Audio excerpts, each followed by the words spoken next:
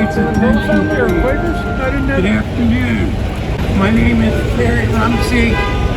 I'm a member of the Friday at Fetterman's Peace Vigil Organizing Committee, and on behalf of the committee and the three endorsing organizations, the American Friends Service Committee, Brandywine Peace Community, and the Simple Way, I want to thank you all for coming out today. We're going to begin with a moment of silence for all the people who have been killed, injured, kidnapped, held hostage, unjustly imprisoned, displaced, and traumatized by the war and violence in Palestine, in Israel, in Lebanon, and here in the United States. Children and adults, civilians and soldiers, they are all human beings with families who love them. Let us remember them in silence.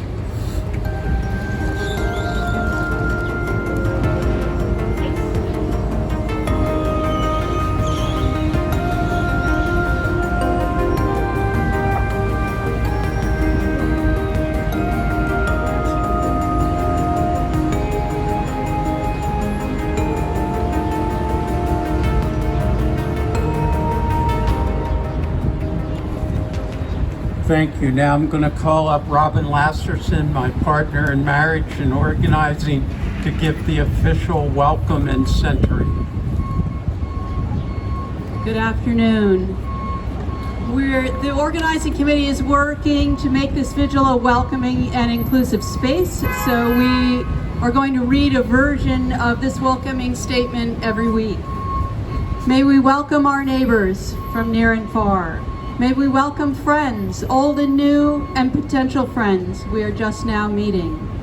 May we welcome curiosity and humility, vulnerability and courage, generous listening and patience, determination and passion. May we welcome activists of every stripe and all those who simply want to stand for peace in a time of war. May we welcome those of every income level and class. May we welcome people of all ages and stages of life and the unique gifts they have to share. May we welcome and validate the full range of emotions we may all be experiencing in the wake of tragedy.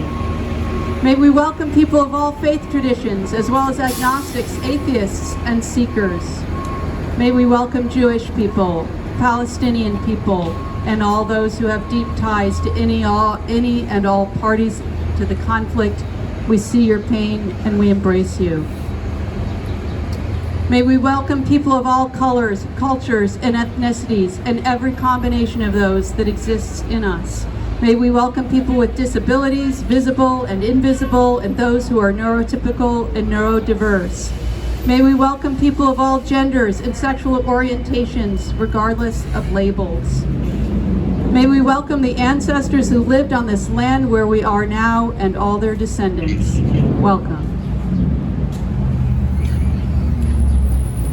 We're going to continue to center ourselves. Hopefully you received one of our little leaflets, but I'm going to read it out loud so that we direct our collective attention to the message.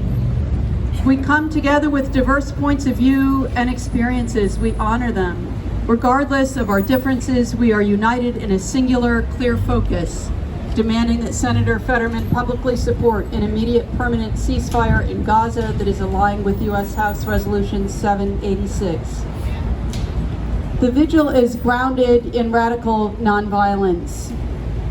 We're not likely to get into any intense conflict today on the sidewalk, but I just would invite people to remain centered and choose your words carefully, and use compassion in expressing yourself and listening to others around this very polarizing topic. So as we know, millions of people around the world, including the United Nations General Assembly, have called for a ceasefire in Gaza. Just last night, hundreds of members of Jewish Voice for Peace Philadelphia blocked cars on I-76 to draw attention to the planetary cries for a ceasefire. Of the millions who are marching and speaking out, There are so many different perspectives and stances on the conflict between Israel and Palestine. We want to be clear that the organizers of Fridays at Fetterman's Peace Vigil refuse to take the side of the armies of Israel or the armies of Hamas. We are on the side of peace. However, peacemaking must be rooted in truth and reality. The truth and reality is that our government here in the United States, our president, our Congress, and our senator have taken sides. They have taken the side of the army and military of Israel. In fact, they are the world's main financiers of the Israeli military, and they are the leading voice against a ceasefire in Gaza. So as citizens of the United States, as Pennsylvanians, we're here to say to our Senator, John Fetterman, join us and the world peace movement. Call for a ceasefire now. Okay, so our first speaker today has been a community peacemaker for over 2 decades. After serving as a prosecuting attorney for 12 years, Webb Jr. decided to become an agent for ending the school-to-prison pipeline that has transformed the United States into incarceration nation. As the director of the Healing Justice Program for the American Friends Service Committee, Lewis developed creative strategies for healing our young people, their families, and their communities, rather than destroying their futures through incarceration and lifelong stigma. In April 2023, Lewis assumed a new role as the Director of U.S. Peace Building for the AFSC. Now Lewis continues his mission by working to create a future free of militarism and violence in all aspects of our society. Please give a warm welcome to Webb Jr.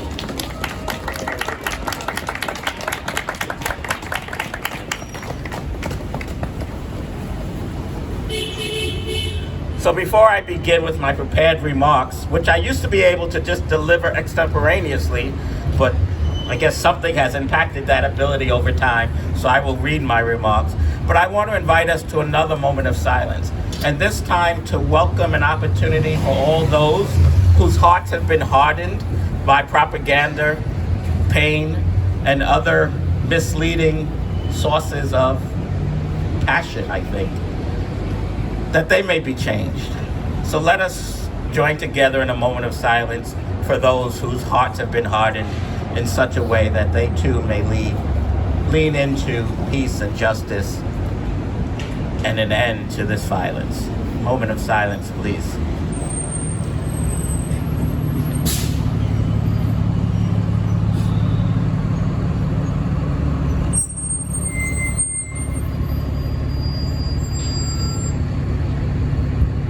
Just over a month ago, the American Friends Service Committee convened in this space with many others from the community calling for Fetterman to join in the call for a ceasefire.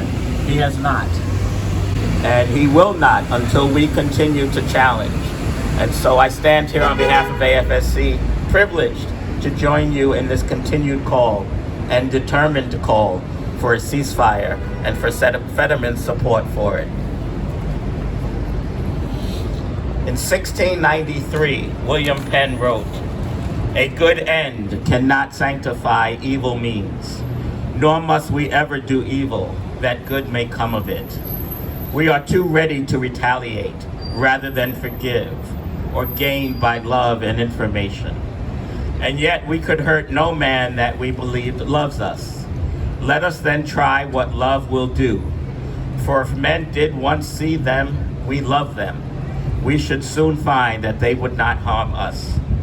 Force may subdue, but love gains, and he that forgives first wins this laurel." The American Friends Service Committee mourns with those who have lost loved ones and with all who are suffering. We will continue to work for the changes needed to end this violence and build a just and lasting peace. Through this commitment and with others, we join you in challenging Senator Fetterman and other complicit members of Congress to join the call for peace in Gaza. A peace that can only be achieved with a permanent, multilateral ceasefire. Ceasefire now! Ceasefire now! Ceasefire now! Ceasefire now! Ceasefire now! Senator Fetterman, you campaigned on a promise to stand with forgotten communities, people and places that get overlooked, written off, and left behind. You cannot champion forgotten communities if you cheerlead this war and the consequent destruction of Palestinian communities at home and abroad.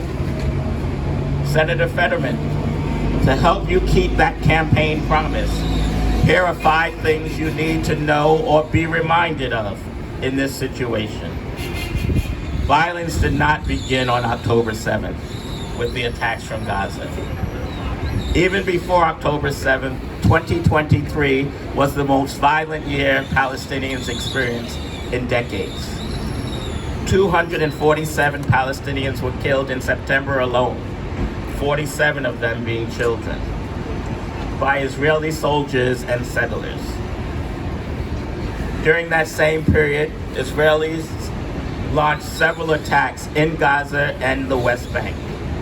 Electricity was often made unavailable.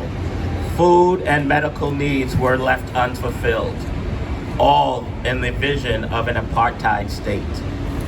Today, we call on you, Senator Fetterman, to no longer support this apartheid, but to stand with those who understand that peace and justice is the way forward. Ceasefire now. Ceasefire now. Ceasefire now. Ceasefire now. Ceasefire now. Ceasefire now. Ceasefire now. Keep it going. Ceasefire now! Ceasefire now! Ceasefire now! Ceasefire now! Ceasefire now! Ceasefire now! Ceasefire now! Ceasefire now! Ceasefire now! Ceasefire now! Ceasefire now! Ceasefire now! Ceasefire now! I don't know if you've watched, but I've been turning away from pages in my prepared speech because I think the passion of what you are sharing now is much more important than my prepared words. So, ceasefire now. Ceasefire now. Ceasefire now. Ceasefire now. Ceasefire now. Ceasefire now. Ceasefire now. Ceasefire now! We call upon you, Senator Fetterman, and your complicit colleagues to 1, work on an immediate, multilateral, permanent ceasefire in Gaza to save precious human life. Senator Fetterman, we call upon you and your complicit colleagues to cease sending U.S. military aid and selling weapons to Israel, and to work to end military aid and arms sales from all outside countries to all parties in this conflict. Senator Fetterman, we call on you and your complicit colleagues to work towards a just, comprehensive resolution that allows all people of the region to live in security and equity and repair harms that have been done. Senator Fetterman, Rafat Al-Farah, a Palestinian poet and author, recently wrote, "If I must die, you must live. To tell my story, to sell my things, to buy a piece of cloth and some strings, make it white with a long tail, so that a child somewhere in Gaza, while looking heaven in the eye,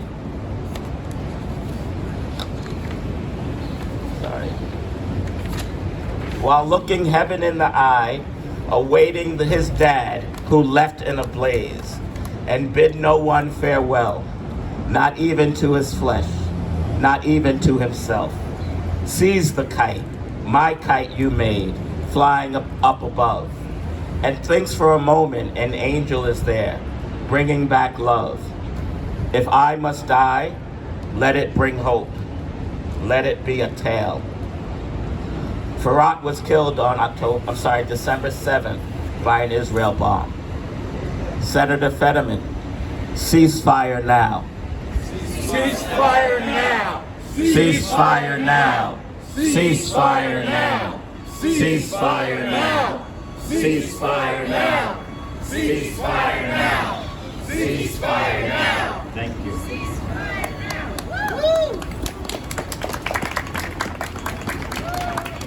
Okay, I'm just going to briefly share a little bit about myself.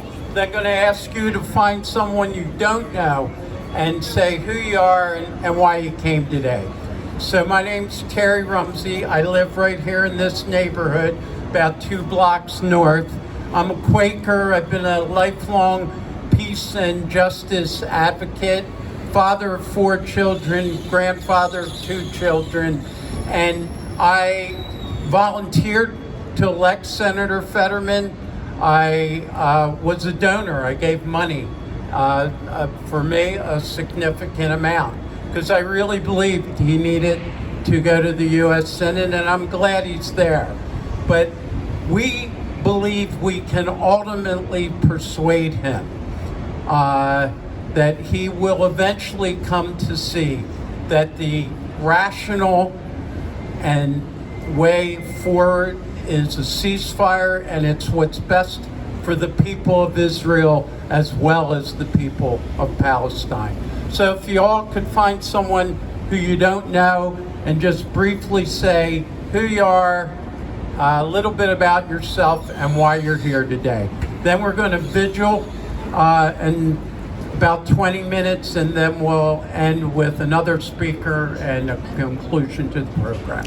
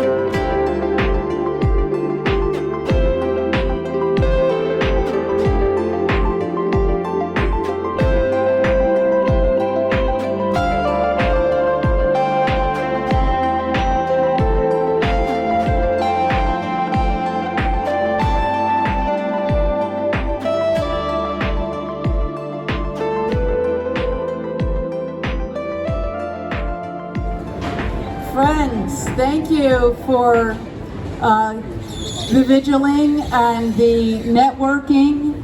Some of you discovered this already, but we have postcards to Senator John Fetterman. There is a pre-printed message calling for a ceasefire on one side with room for you to identify yourself at the bottom. And then on the other side, there is room for a personalized handwritten message. They are already stamped, and so we urge you to grab a postcard, take it home, fill it out, write your message, and drop it in the mail as soon as possible. We learned yesterday from a news article that from a bunch of congressional interns from 71 different congressional offices that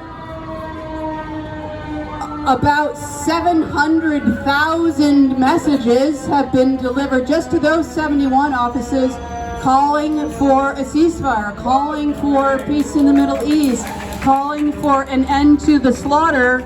And I don't know whether Senator Fetterman's messages were included in that, but if they weren't, we want to jack that up to over 1 million messages. We need to be contacting him continuously. So I'd like to introduce our next and last speaker for today. He has been a leader in the field of nonviolent social change since the 1960s. George Lakey is a Quaker peacemaker who has taught us that nonviolent movements can win victories that sustain peace and democracy over the long haul. So this is not just a moral stance, this is a tactical and strategic stance that can win. George was the founder and executive director of Training for Change, a Philadelphia-based organization internationally known for its leadership in creating and teaching strategies for nonviolent social change. And although he was a professor at Swarthmore College, my alma mater, George's impact has been felt far beyond academia. He has worked in the United States with mine workers, steel workers, and civil rights leaders, and internationally with South African anti-apartheid activists, Cambodian human rights organizers, and many, many others. It is my deep privilege to introduce George. He is a living light for peace and justice. Thank you for coming.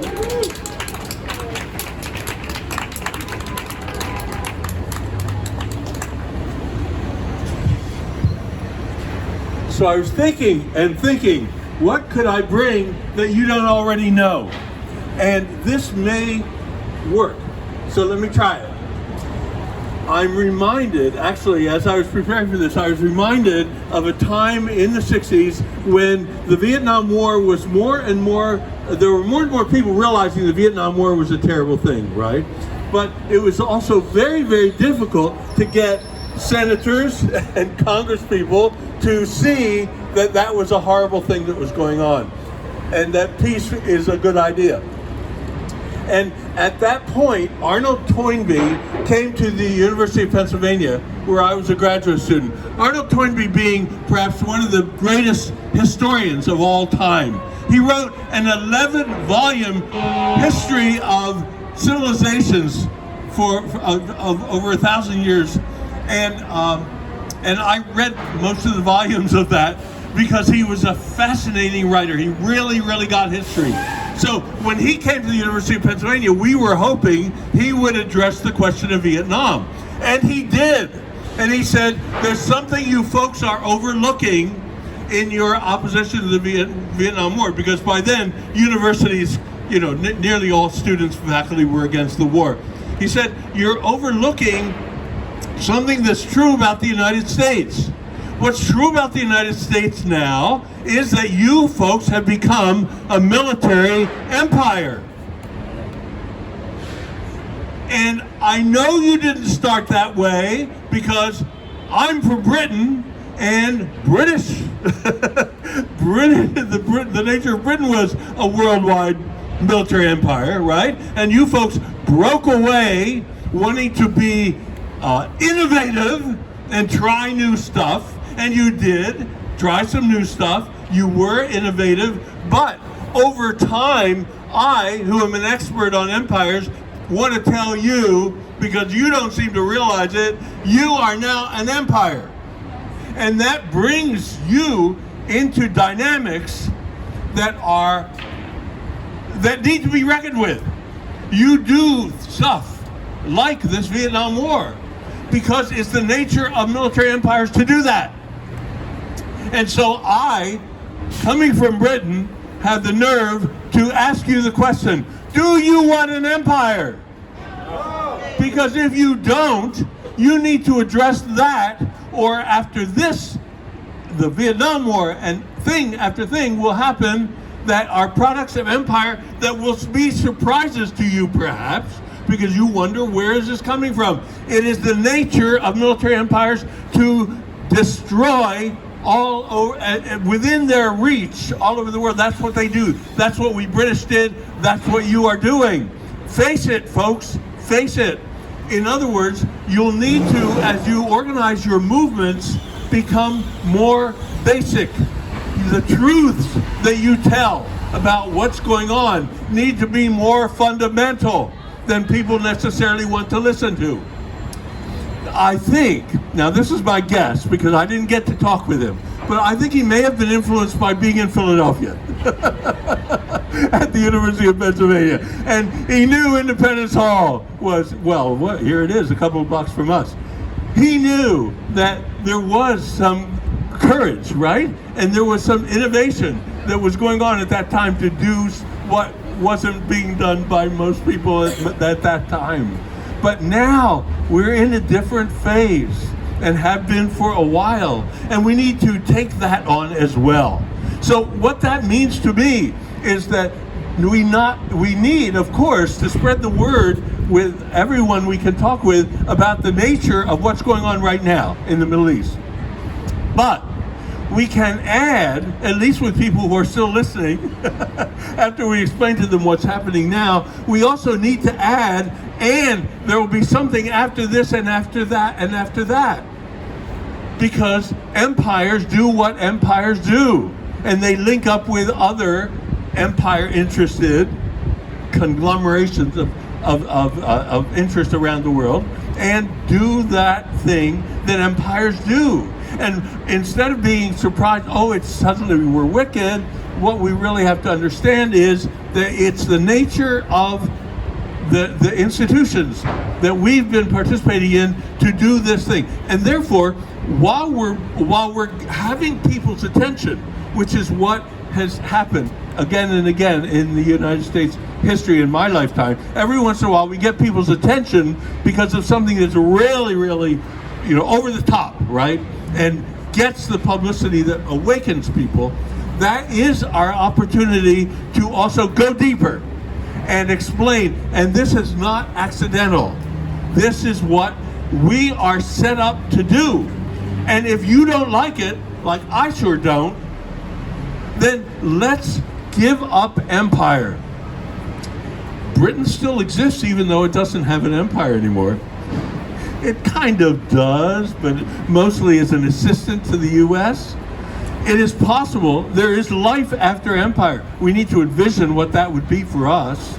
And we also need to develop deeper strategies then, so that as mass movements arise, and they will again and again in the lifetime of you right now, and of me, I'm only 86, so I'm up for lots more. We will encounter these things. Let's bring to the struggle each time a perspective that helps people to see more fundamentally what's really going on. And especially young people need to see that. So it's not just, well, it's a young people's thing to come out against this, and then I go on to settle, and accommodate. Nobody really, I think, in their heart wants to live in an empire that is that does what empires do, which is to destroy the life chances of other people in other countries. We need to take responsibility for that, but it's not a dreadful thing. I would say, on the basis of my life, it can be a motivating thing. It can be an empowering thing to be part of movements, to help to organize movements, to help to see to help to see that some of them can move people to some degree. All right, now Senator Fetterman is, you might say, joined the empire, right? by the very fact that he's been made senator. However, senators can still play a role in undermining the structure that they're part of. And there have been U.S. senators who have become, you might say, eccentric in their role and have decided, well, people listen to me because I'm senator.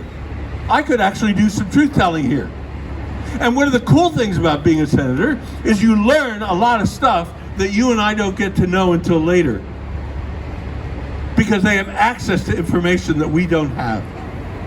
They could do much more exposing of the underbelly of the empire to tell us more of the truth about what it is that drives our involvement in things in the way that we're involved with the Middle East right now.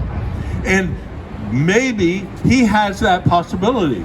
After all, he can't wear his hoodie in the Senate anymore, so he could do something different as a way of showing his individuality, showing that he's a person of the people, and that he connects with us.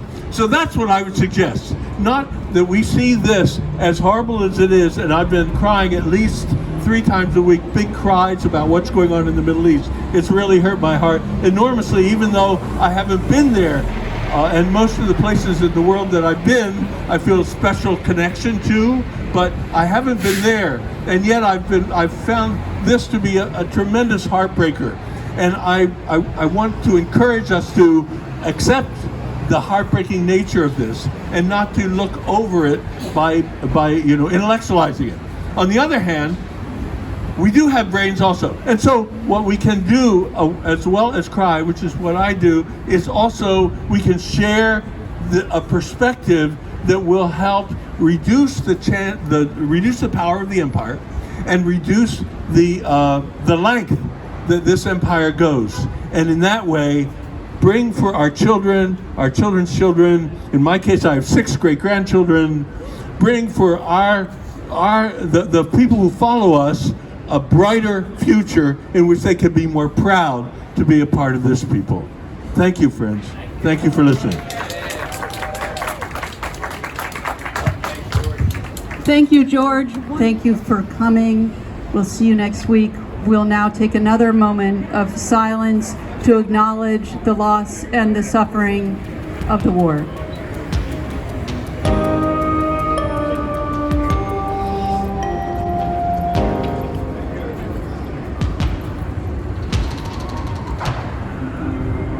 Peace out.